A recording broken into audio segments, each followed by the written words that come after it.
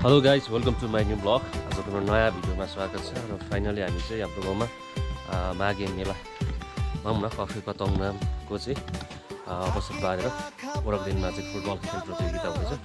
यहाँ हामी जाँदैछौँ होइन, घाम लागिरहेछ, टक्कै रेडी भइसकेको छ।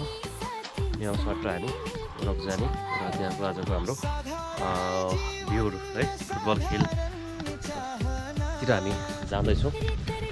त्यहाँसम्मको आजको हाम्रो ब्लग आउनेछ है त।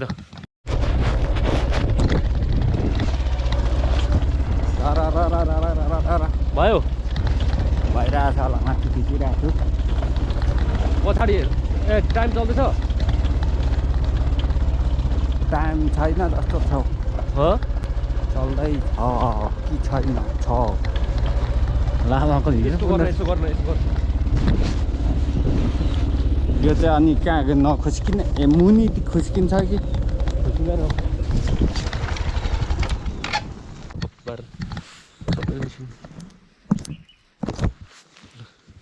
अगाडि पनि देखा, मान्छेले पनि देखा।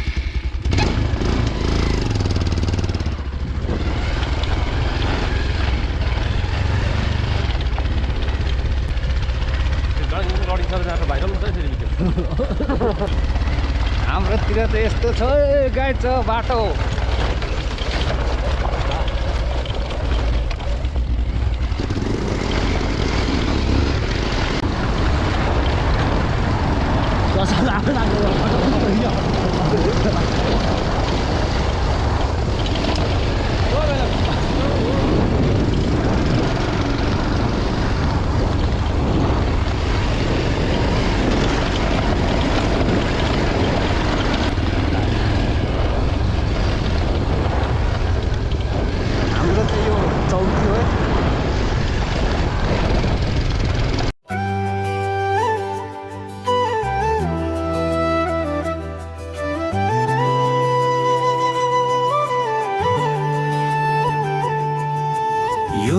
माटोको कथा यो गाउँको माया, क्या मेरा खोले सपना काँधमा लाया।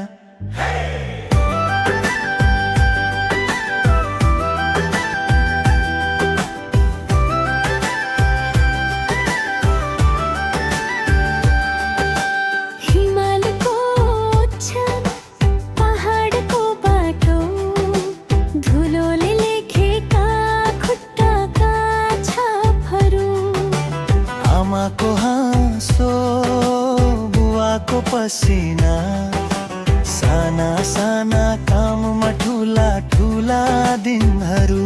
सुमन ब्लो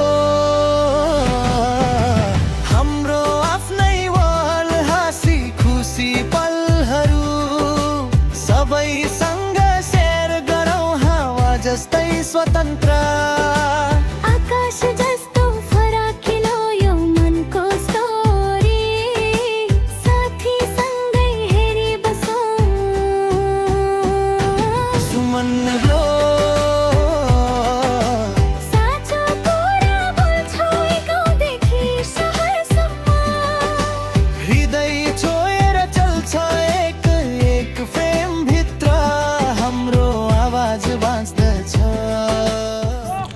सो फाइनली हामी चाहिँ ग्राउन्डमा आइसकेका छौँ। र हामी यता छौँ है, एकदम जाडो छ, बेलुका बेलुका भएको अवस्था रहेको छ गाइज होइन।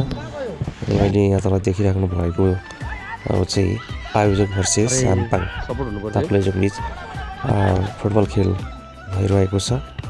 र अहिलेको अवस्था भनेको 1-0 गोलको अवस्था रहेको छ। र जाडो छ गाइज है, यस्तै छ।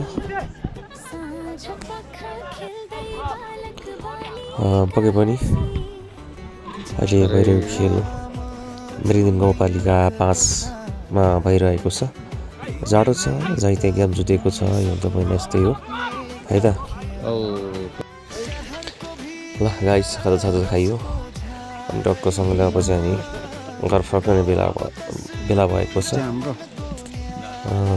दर्शक महानुभावहरू सबै नै घर फर्किसक्नु भएको अवस्था छ। अहिले चाहिँ रात पनि परिसक्यो है, ग्राउन्डमा बत्ती पनि जोडिसकेका छन् आयोजक साथीहरूले।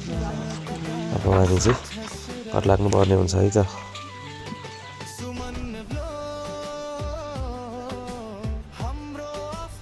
ल